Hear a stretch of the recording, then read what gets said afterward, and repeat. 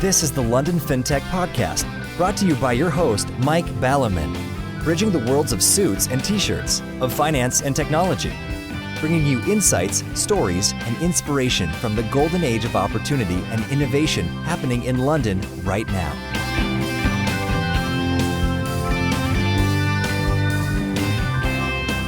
Hi, this is Mike Ballerman, and this is the London FinTech Podcast, episode 231, brought to you in association with Smart and enlistedboard.com, and I'm delighted to be joined today once again by Mario Ineko, tireless workhorse on his increasingly popular YouTube channel Mineko64, the home of contrarian views and alternative economics, to update us on developments at the very core of finance, namely the nature of and control of money and banking.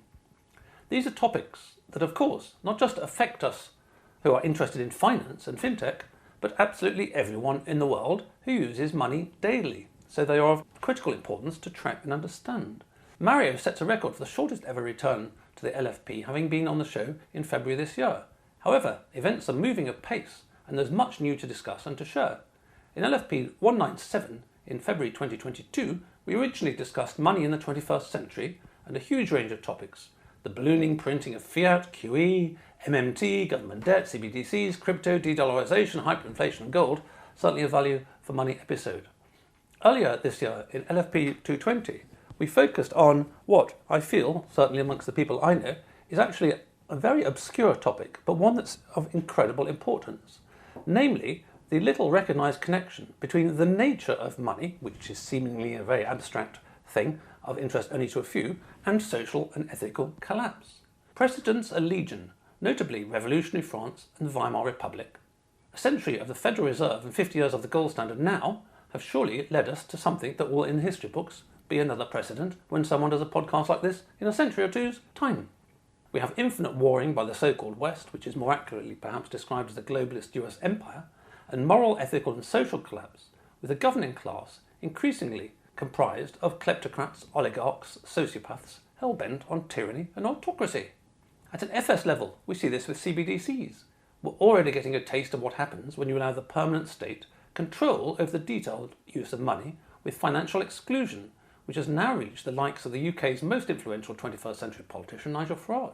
And of course, in our clown world / satanically inverted world, pick whichever phrase works best for you, the reality of the modern world, certainly in the West, is always the inverse of the slogan. Financial inclusion, of course, being the slogan here, and the reality, financial exclusion. Another prime example is the oft-repeated word democracy. However, the more power is concentrated, the more it corrupts, and the more the levers of power get drunk on power. The inept, incompetent and corrupt regime in power in the US will go down in the history books, I feel, as having totally blown US financial hegemony, which has lasted since 1945. As we discussed in February, the freezing, by now attempted theft certainly in the EU, of Russian central bank reserves would have huge consequences. And lo and behold, gold repatriation has become a thing. Likewise, the development of a gold-backed currency by the BRICs, with its huge waiting list of countries to join, is also stimulated by the fact that the US, so-called sanctions, unquotes, about a third of the countries on the planet. So there's plenty to talk about, and we all care about the future of money because we have it. So let's get on with the show. Good afternoon, Mario. Thank you for joining me on the show today. Good afternoon, Mike, and thank you for having me on the LFP show. So before we talk about how things have changed and the rate of change, which is very relevant to all of us and the economics and inflation, stock markets and gold prices and everything like that, I thought we'd start out with a higher level one, which is that a certain amount of my thought is given to the kind, let's say, just post-collapse, let's keep it in sort of very simple cartoon-like terms, about how one rebuilds and the nature of the highest level phenomenon, and money is just a symptom of things that have been going on for quite some time, in a sense. And I happened to see today an obituary of Mila Kundera. This was in 1967, the year before the Czech Spring, which didn't turn out entirely well for those of you who didn't do it at school.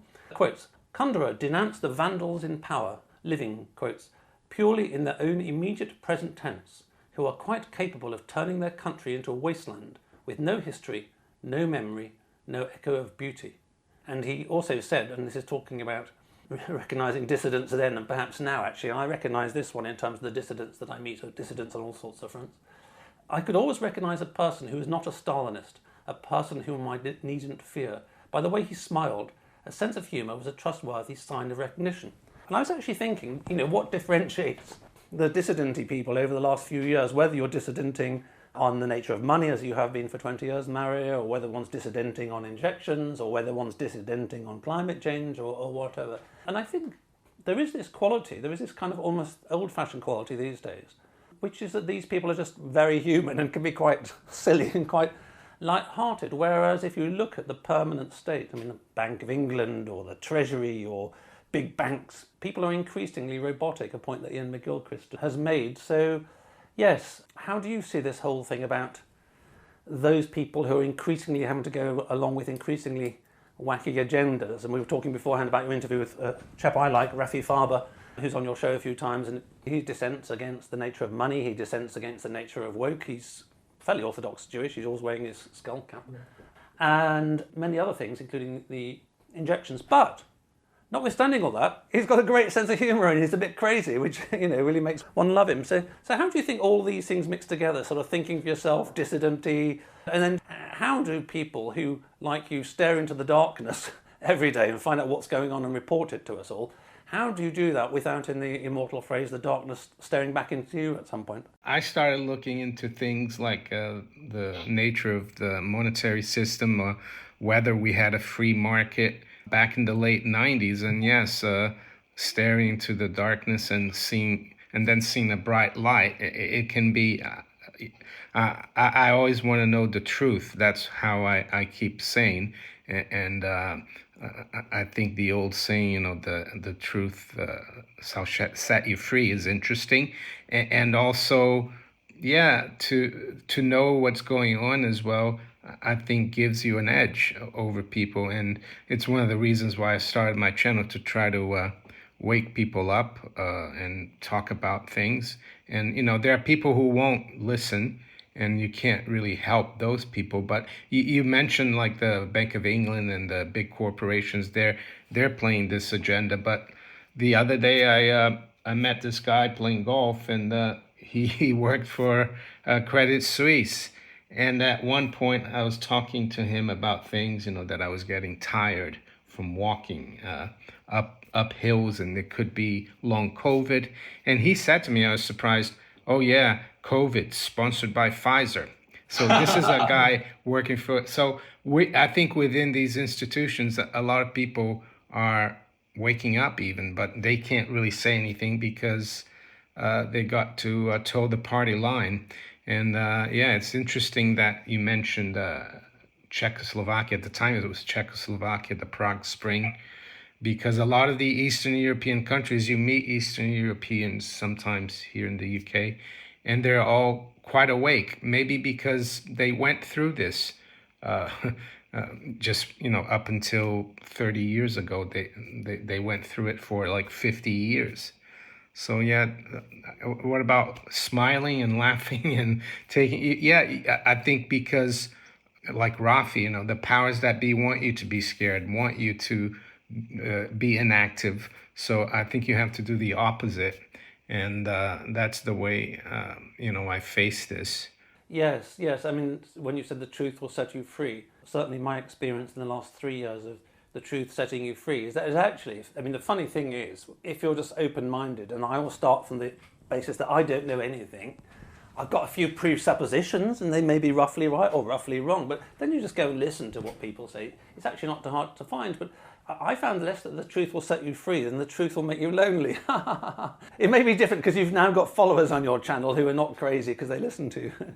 Yeah, I find that through my channel, I've met a few people actually, personally, not many, and I have a lot more good friends than I had before. So it's ironic. And unfortunately, a lot of times the way looking at things like this will, you won't have too many people around you, but the ones that you do, I'm sure, they're the right ones. So that's the way I look at it. And like you said, with all that governments have done over the decades and the stuff that we found out, it's sometimes very difficult to know what is true. But by truth, I mean like common sense. If you do something, it will have consequence. If you do something that's it's like Newton's third law. If you if you do something one way, it's going to affect another factor another way. That's how I look at it. And for example, in the field that I look, when central banks print too much currency and credit and governments borrow too much, you can be sure that prices will rise, because that's the consequence of inflating the currency. So that's the truth. But nowadays, a lot of people don't even think of that as inflating the currency. They think of CPI, which is the measurement of prices, consumer prices, as inflation. So yeah, there are ways to look at the truth, but like you said, what is true? There's a lot of things that we don't know. Yes, I think it's the opposite is much easier, in that, for example, I mean, I follow the Duran and talking people with a sense of humour, Alex Christoforou, the guy in Cyprus where they've got a mega heat wave at the moment.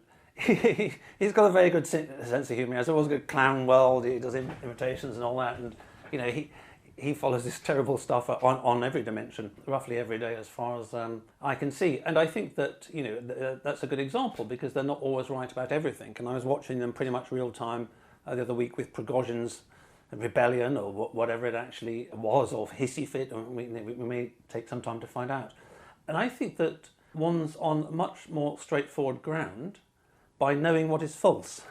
So if you, for example, read any UK mainstream media newspaper the last 12 months on the Ukraine war, you'll be given something which is demonstrably false by pretty good authorities. So yes, so certainly I think sort of that way around. But in terms of what you were saying about, if I just paraphrase, you can't evade the law of gravity forever, I think that's one of the things that has actually led to the extremely rapid changes just over 6 months about the outlook for money from a global perspective, and the massive rate of change. Virtually unlimited printing of money, virtually unlimited borrowing. The big soundbite for anybody who hasn't seen it is that the US debt burden per annum is approaching $1 trillion. That's just the interest that America has got to play. And that can only go on for a period of time. Again, going back to history, which is one of the things that's sort of massively underappreciated. And as you say, you've got this group think, you've got this so-called elite group think. So everybody in the Bank of England is this sort of insane neo-Keynesian, and Keynes, if he were alive today, would say, don't use my bloody name for your stupid stuff that you're doing. He wasn't an idiot, even if he had a sort of somewhat state socialist perspective and a different perspective from the Austrians.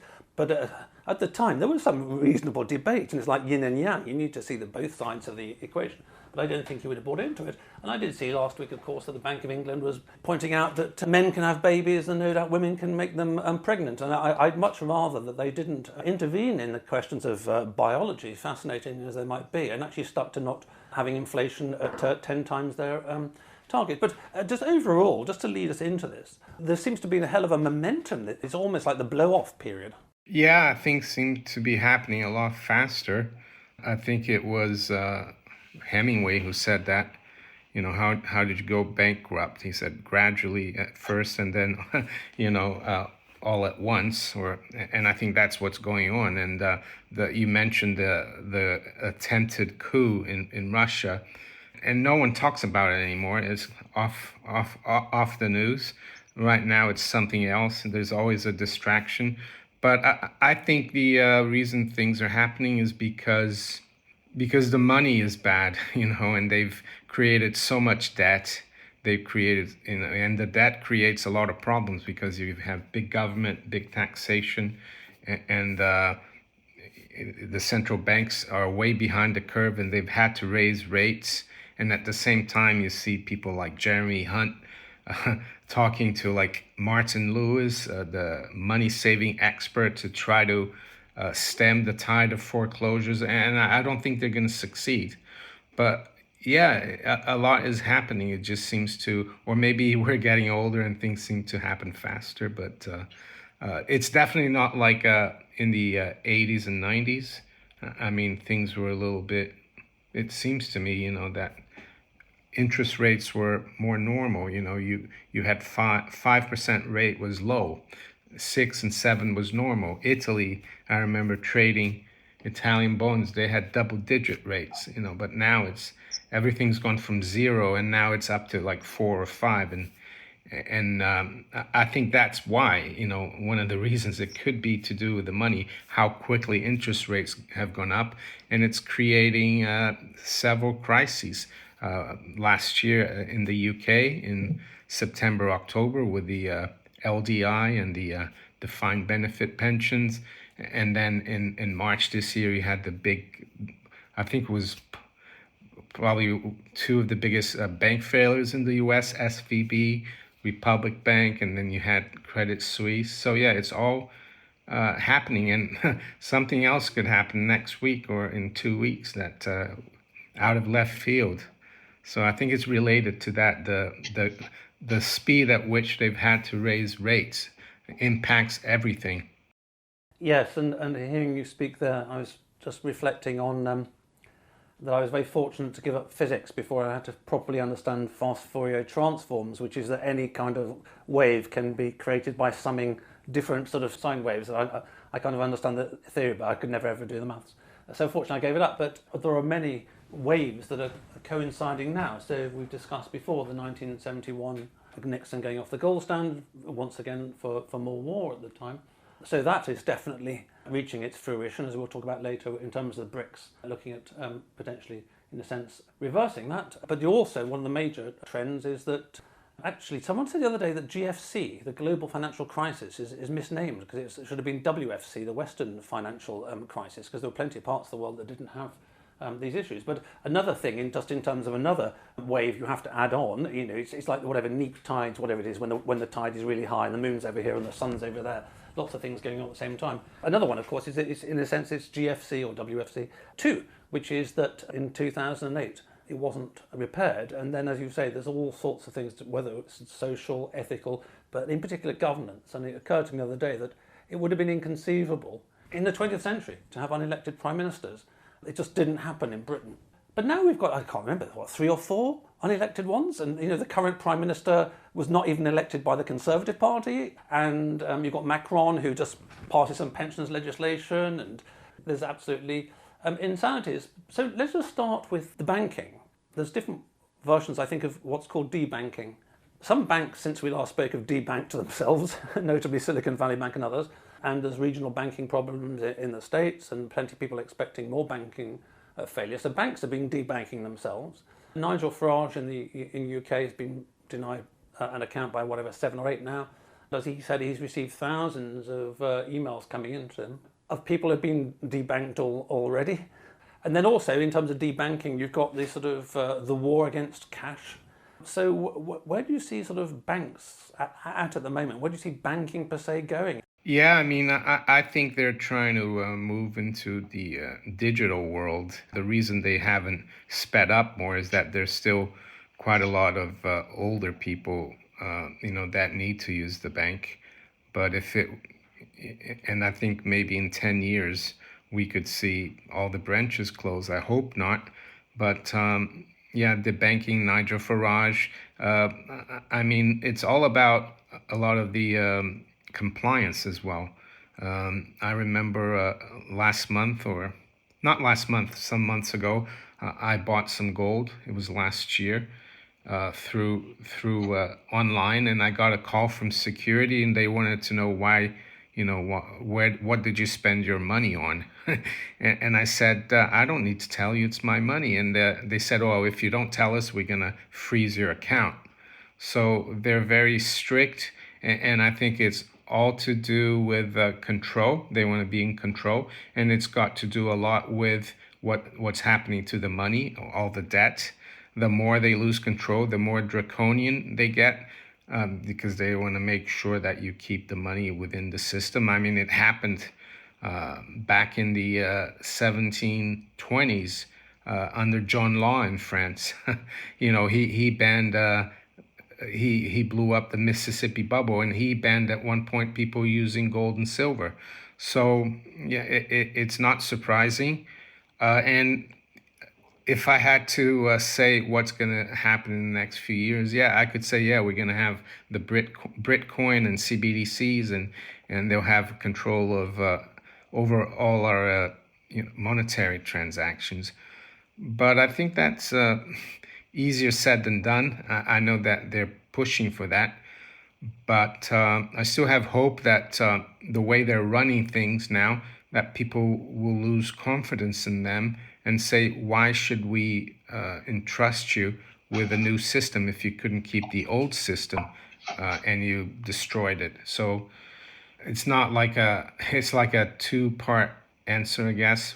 Yes, CBDCs, and the other one is something else. Maybe we will get the people, the market really take over the system, and people use whatever they want as money. Yes, yes. And when you were talking before about your golf partner from CSFB being a sort of, shall we say, a private skeptic of the official narrative, which is incredibly uniform on roughly everything across roughly all Western media, I was also thinking of the tipping point. And in terms of this thing about the truth will set you free, but also it'll make you lonely. That's the early adopter stage, using a tech model. You've got your early adopters, the first person to use iPads or whatever, and or mobile phones, and then other people catch on, and there's a bunch of people who will never get it. But then you get past the hill, and then you've got the majority of people, at which point things can flip very rapidly. Because people are no longer worried about all of the things that the government tells you to worry about. And you get the equivalent of a Ceausescu moment where he's doing his usual thing and they go, oh, just fuck off, won't you? And he's like, the look of shock on his face. What do you mean?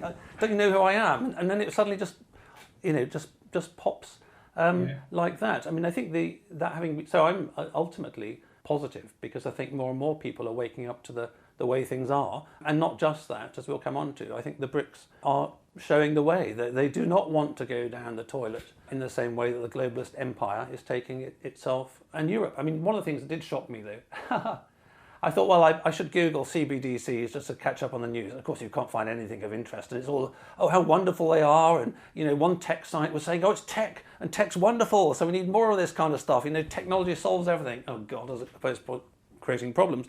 And another site, some lawyers were saying, oh, CBDCs are great because it'll stop bank runs. And, I read this, I thought, I can't read anymore. Yeah, stop bank runs because the bank will go bust and your money will still be in there. It's absolutely insane. So the good thing is, though, that it gets to a certain degree of insanity, and we're getting pretty near there, and it can't continue. That having been said, I wouldn't like to be Farage and his family when you can't get a bank account for 6 months because you need it for everything. And you're talking about old folks. My parents haven't been well recently, probably not helped by being injected a few times, actually. And my father certainly has been told that privately by a consultant who would never say publicly or put it on his medical record. But I had some examples recently of where my father needed to do stuff and they said, oh, we'll do it online. And I had to find a telephone number for Lloyd's Bank for him, which is, God, a real nightmare. And he'd lost his bank card coming out of hospital. He'd been really unwell, memory wasn't good, lost his phone, lost his bank card, or they lost it for him. And the devil of a job he had. He had to go, he was not well, but anyway, eventually he had to go to a branch of Lloyd's Bank, and actually stand there and say, look, I'm an old sick man. I've lost my bank card, give me another one. And even then it was really difficult. And because he'd learned his lesson at the time, he said, well, I want to withdraw a few £100, I want some money. And they said, well, you've got to tell us why. And when he spoke to me, I said, we should tell him to piss off. I mean, God, he was born before the war. The Germans bombed him, Don't tell me, kiddo, what to do. So this idea that the banks have suddenly given themselves the right to ask what you want to do with your money, it's this kind of absurdity. And I did watch, and I'll include a link in the show notes because it was a very good episode, the one where you were talking about John Law. And what I didn't particularly know about John Law, who's this Scot who totally fucked up the French monetary system. Maybe it was a plant by us. But anyway, apparently what you were saying was that the book you were quoting was that to the end of his days, he was kept saying, no, I was right, just misunderstood. Yeah, that's right. And I'm surprised they asked your dad for about £200. I mean, it's silly.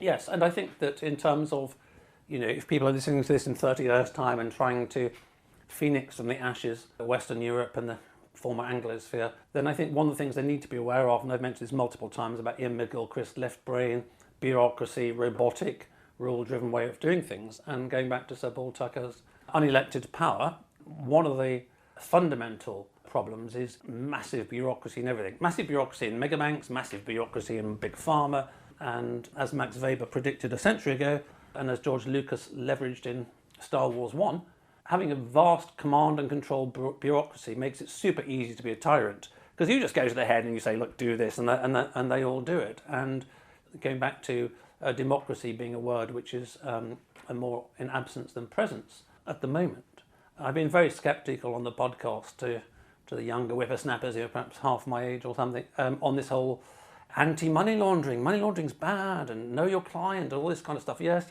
and regulation, and regulators are here to help. Yes. And, you know, when I looked at the CBDCs, CBDCs will help cut down on crime. No, they won't. The Clintons will still own 100 billion. Nancy Pelosi will still be mega billionaire with insider trading, etc., across the board. I mean, going back to the Ukraine, one of the things I just happened to hear recently was that some of the billions from America repaid the Ukraine's foreign debt, which apparently was mostly owned by BlackRock. You know, is this kind of corruption is absolutely blatant. The money laundering, the KYC, all that compliance. When I started out in the city, I did my SFA, it was called at the time, but that was a test for how to, deal in the markets and stuff. There wasn't much about compliance at all. I think that's the job for the police, not for banks. I spoke to a old client of mine who's a friend now. He's in Germany, and he worked for banks and other companies, and he said at Deutsche Bank they employ more lawyers and compliance people than bankers itself. So if the police did its proper job of getting criminals, banks wouldn't have to do all these things. It's not the job of a banker to investigate their clients, and maybe that's one of the reasons why they cracked down on the Swiss and got them to end their bank secrecy, and because the Swiss used to, if you had an account in Switzerland, it was something private, and no one could except the banker know who you are and where your money is from. Yeah, of course there are criminals who bank, but it's not the job of banking to be a police.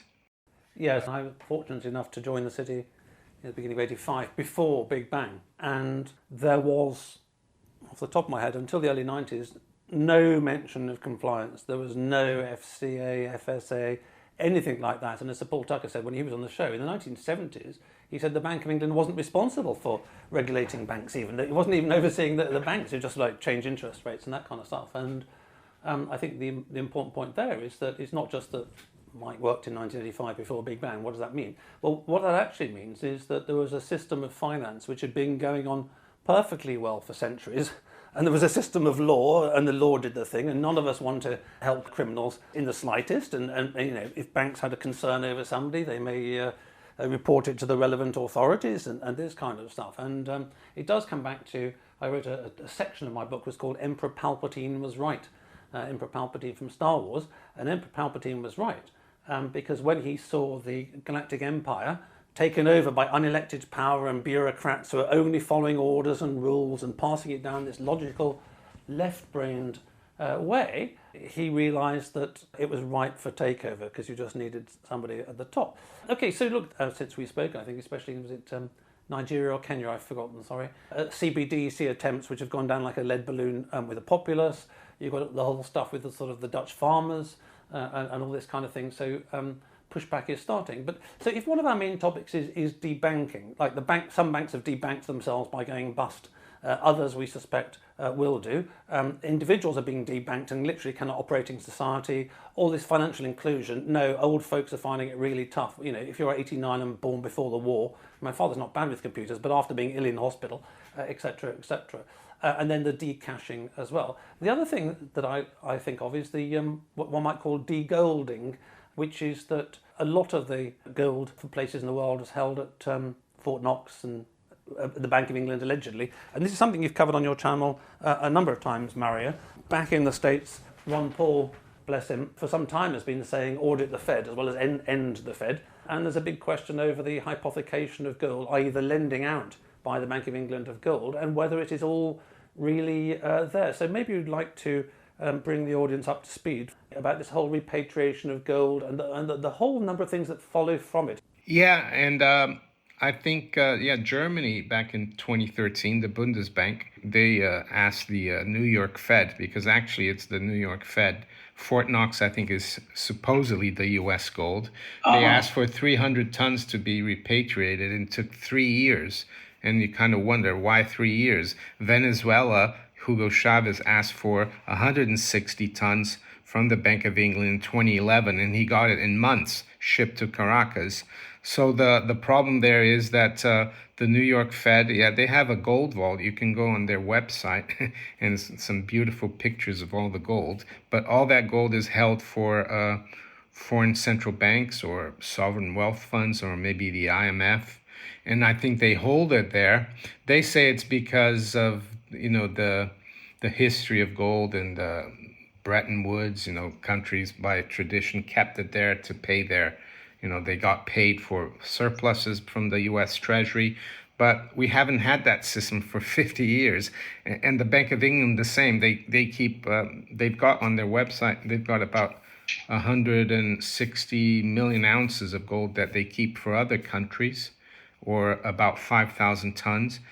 And again, they give the excuse, it's because of during the gold standard, London is the center of gold trading, but we don't have a gold standard anymore. So why do they keep this gold? Well, I think it's because they use it, like you said, to lease it. And in London, in the city, there is no limit to leasing or rehypothecation. You can rehypothecate as many times as you want. So that's a way of controlling the gold price. It's a little bit like stock trading. If you have an account with a stockbroker, in a short IBM, you have to, the broker will borrow the shares from you from another customer who's long the shares, and then you can go and short, and that's a covered short.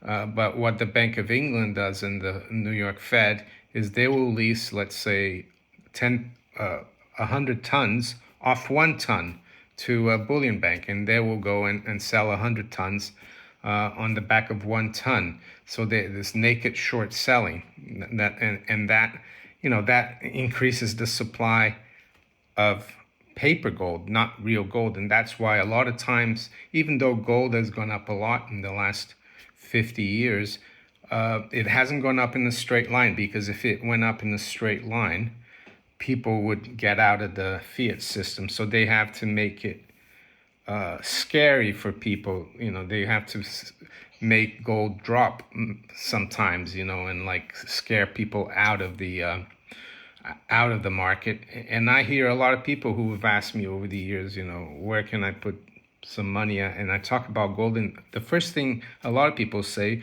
is, it's too risky and and too volatile, and that's the way they want to make it. And I think that's why they use that, the leasing. But now, if countries want to repatriate a lot of their gold from the Bank of England and New York Fed, they'll still be able to lease, but if you go from 5,000 tons to 2,500 tons at the Bank of England, let's say, for example, they'll have a lot less power to control the gold price. And I think hopefully, treasuries and central bankers around the world are twigging on to this. And that's why I think it looks like they want to repatriate more gold. It came out in the FT and Reuters that they did a survey that seems to be the next trend, not just buying physical gold, but also keeping it in their own banks, not with the Bank of England or the New York Fed, especially also with what happened with Russia. They can freeze your account. I think Venezuela, they got the 160 tons in 2011 from the Bank of England, but now they try to take out some tonnage. They have not as much in 2018, and the Bank of England has blocked that. Even the British High Court ruled in favor of the Bank of England, and the reason was because the current president, Maduro, they said is not the legitimate president. They said it was Guaido was the legitimate president. But now Guaido, from I heard a month or two ago, he's had to, get out of Venezuela. He's kind of done. He's like in exile in Miami. So why, is the Bank of England keeping Venezuela's gold? And I think other countries see that, and that's why they're trying to take it out, repatriate. Absolutely, and hearing you say that, it's yet another sort of third sine wave. If you've got the 1971 going off the gold standard, if you've got the sort of the financial crisis 2008 part 2, then the other long, very, very long secular wave is the move from Europe and its troublesome offspring in America more recently, of being the centre of world power back to China, which perhaps it was more of 1,000 years ago. And just before we come on to the BRICS, what do you make of China and Shanghai opening its own gold markets and more physical gold markets rather than this sort of speculation-y stuff? I mean, another reason is simply that, forgetting all the abstracts I've just mentioned, is that finance has always been about trust. Once you blow your trust, you're blowing your trust. Like, you rely on somebody to give you a lift to the golf thing, and then one day he forgets. The trust factor is gone, or you've got a partner, and someday you find her at an orgy, down the road. You go, hang on. Once trust is broken, it's very easily lost, very hard to regain. And I think US and UK have completely blown any trust whatsoever. So I'm not in the slightest surprised the rest of the world is fucking off. But in terms of that sort of very detailed political analysis, what does it, at a more detailed level, what does it mean that sort of Shanghai and China are having their own gold markets? Yeah, I think I've covered that a few years ago. It's not recent. They opened a Shanghai Gold Exchange and also a futures exchange, and it's supposed to be more of a physical market, not like COMEX, where COMEX is more like a bucket shop where you bet on prices and there's hardly any physical delivery. And the Chinese, I think, and the BRICS in general, they want a system that is more based on reality. And I think that's, and the other thing that the Shanghai Futures and Gold Exchange does, it allows international companies or actors or countries to basically sell yuan that they might earn from selling stuff to China. And with those yuan, they can buy gold and take delivery. So it's a mechanism for that. And I think the Russians did the same. I think they announced earlier this year they want to start a Moscow gold standard, international standard, a little bit like the equivalent of the LBMA. Of course, they were kicked out of the LBMA last year. And so I'm not surprised. This has been it hasn't happened overnight.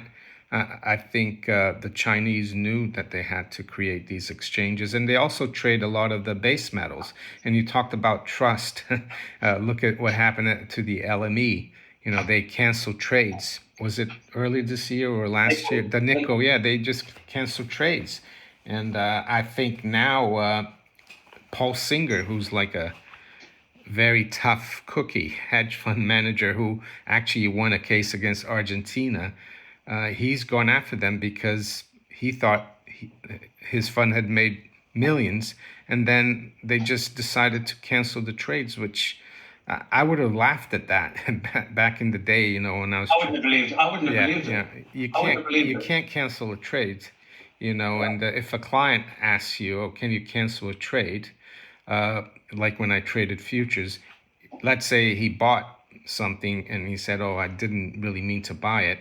If the price was lower, we would cancel it, but he'd have to wear the loss. Yeah. Totally. So the multipolarity that's coming in, for all the reasons we've touched on. And there's a huge waiting list to join the BRICS.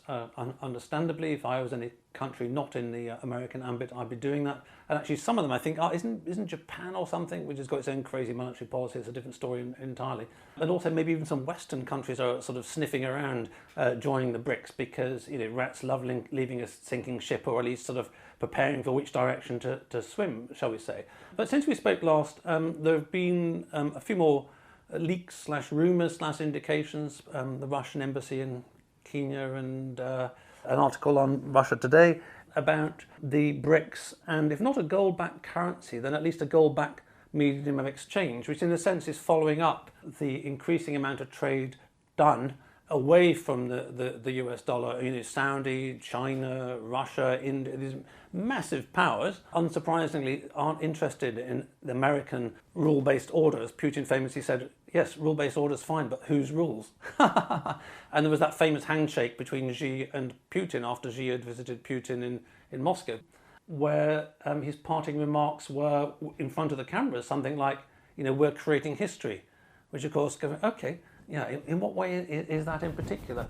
And everyone at the time was focused on the Ukraine war. I don't think China's got an interest. I think China wants the Ukraine war to settle down as soon as possible. China is mercantilist, although the crazy Americans keep winding up China as well, which is insane. So you follow this way more closely than I do, Mario. What's your current understanding about the nature of this gold backing and what kind of transactions? I mean, I did see on the Duran that they said that it will just apply first to commodity trade or something like that. It's not like the man in Moscow and the man in Beijing and the man in Karachi will be sort of walking around using some gold-backed currency. Yeah, I think what they want from gold is a neutral asset, an asset that's apolitical, an asset that can't really be debased, or they can't freeze your gold, and that's the other reason why they want to repatriate it. And I think it's gonna, I don't know, it's speculation, but I think they're gonna start like they used to do during the Bretton Woods system. If you have a surplus at the end of the fiscal year with China, you send your yuan and you say, I want this much gold. I think that's what it's going to be, just to settle trade. And eventually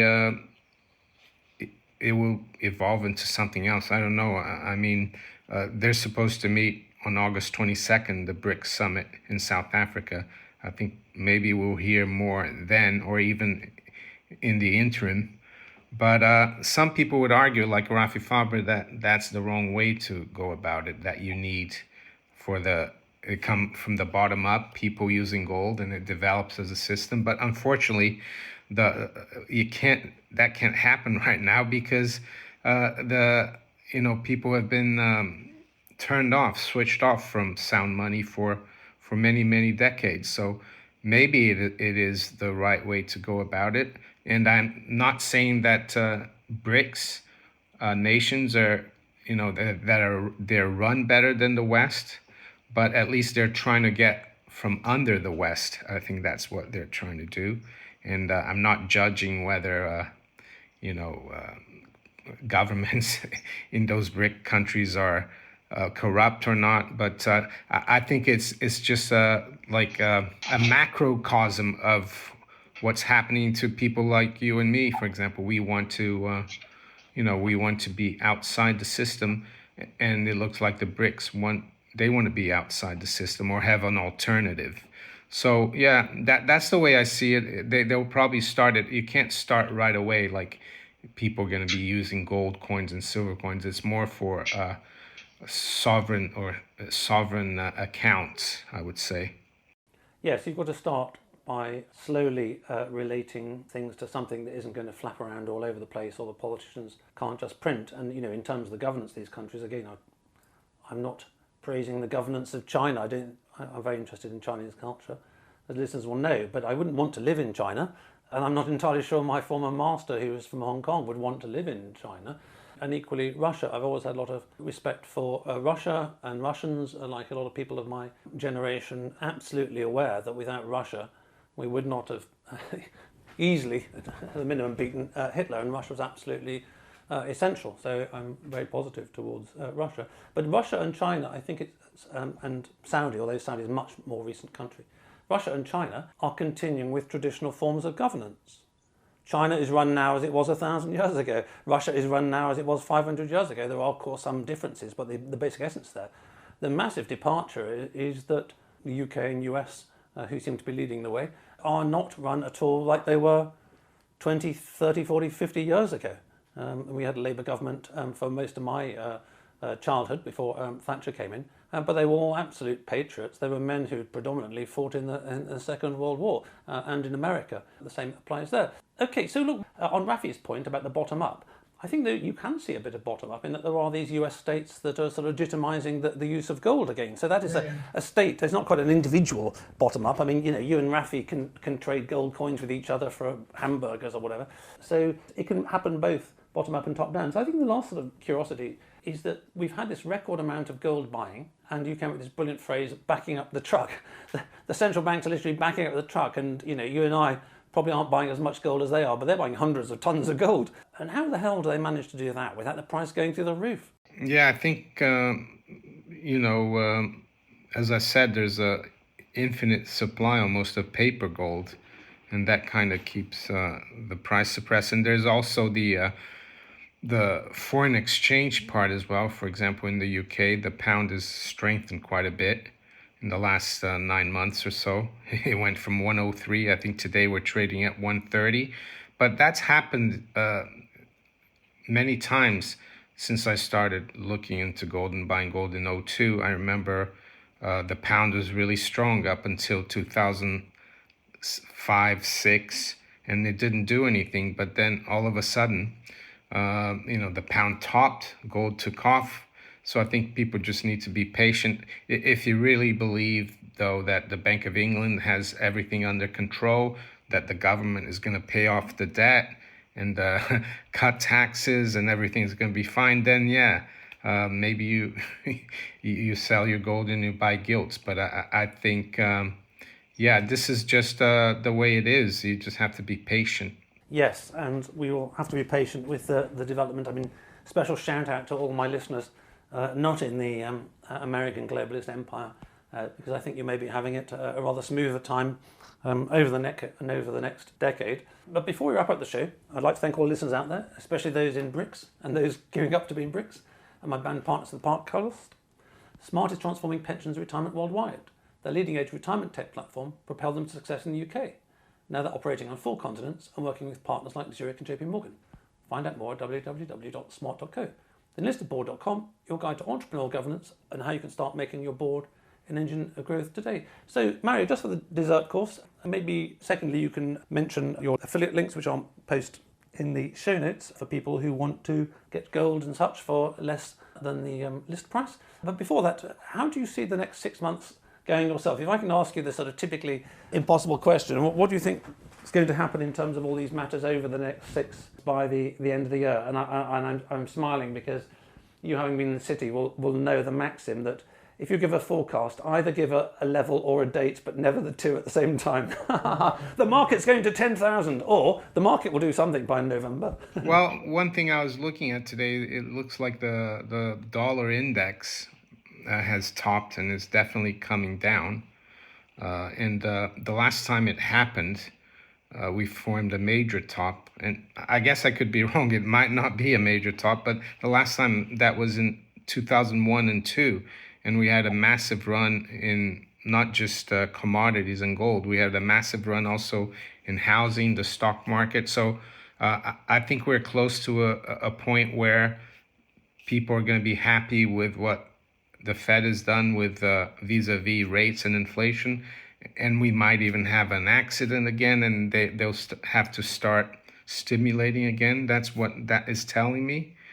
But I think we could see a major run, especially in commodities, because they're still heavily undervalued versus the stock market and gold as well. Yes, so it was an unfair question, but I think you're right about that. And I think if I had to make a forecast the next 6 months, I'd forecast the continued rise of BRICS and the continued multipolarity and countries that are in their own different ways not entirely free of corruption, like Russia, China, India, and many more, will continue to gain power, and I hope, and this is uncertain for me, I hope that they are outside this whole United Nations Great Reset, but even if they're not, I've got great faith in the people over the medium term, even if the bits in the middle aren't so fun, that the Great Awakening, as many people call it, will eventually overcome the Great Reset. So, Mario, you have some affiliate links. You've been very kind in sharing your infinite researches. I was asking you beforehand how you managed to keep up the work rate, because there's so much going on, but every day you're out there pumping the content out, so it's very impressive. So in return, please do mention some of your affiliate sponsors. Yeah, here in the UK, I've got Gold Investments, and right now you can buy Krugerrands, 1 ounce gold Krugerrands for just 0.5% over spot if you use a Monaco 64 promo code. And I also have an affiliation with Glint. They're more like a fintech company where you can buy gold. They store it for you in Switzerland, and they provide you with a MasterCard so you can spend the gold. So it's Glint Pay. The referral code there is Mario Glint 79. And in the US, I've got 2 affiliates, ITM Trading and Miles Franklin. Excellent. Well, I'd like to thank you, Mario, once more, and on behalf of all the listeners, for an update about where it's all going. I must perhaps get somebody on the show at some point to talk about the stock market, but I hate to forecast that one. I still keep thinking in my pessimistic scenario is the stock market could easily halve, and no one will be that surprised afterwards. But I hope it doesn't, given the steps and everything like that. We shall see. So thank you very much for that, Mario, and thank you for your ongoing work on YouTube. You're not as lazy as I in terms of just producing audio. You produce the video as well, and a number of interviews. And for those people out there who haven't checked out Mario on YouTube, he's always got something interesting and fresh to say, and in particular I like the historical depth that you often bring to it. You read lots of books on these things about how things were in the past. Those people who don't know history are condemned to repeat it, and we're certainly repeating it right now. So yes, that's Maneco64, Maneco 64 on YouTube. So thank you very much, Mario. You're welcome, and thank you for having me. Thanks for listening. If you're in need of a non-executive or advisory director with deep expertise, experience and contacts in the worlds of both traditional FS and fintech, or unique insight into how to make your board an engine of growth today, contact me at mike@mikeballiman.com. If you just need one-off advice in these areas, via clarity.fm/mikeballiman. We could sit in a bend there all day, watching the firelight dance, watching the firelight dance. We could walk in the mountains before dawn, watching a happy moonrise, watching a happy moonrise.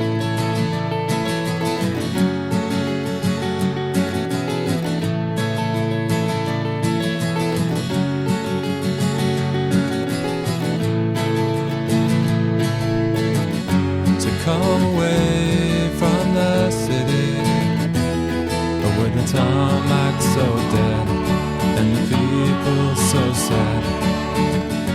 Come away from the city, with the faces so grey, with the pain of the everyday.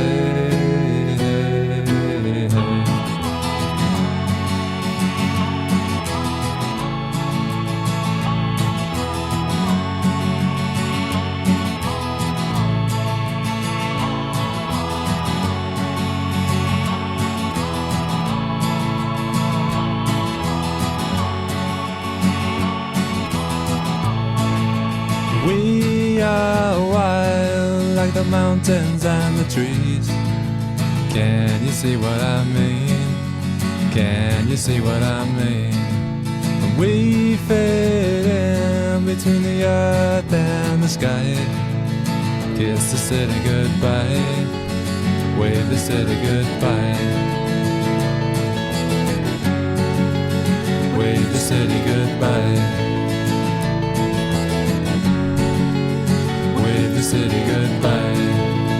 Watch the firelight dance with me. Watch the firelight dance with me. Watch the firelight dance with me. Watch the firelight dance with me. Watch the firelight dance with me. watch the firelight dance with me. Watch the firelight dance with me. Watch the firelight dance.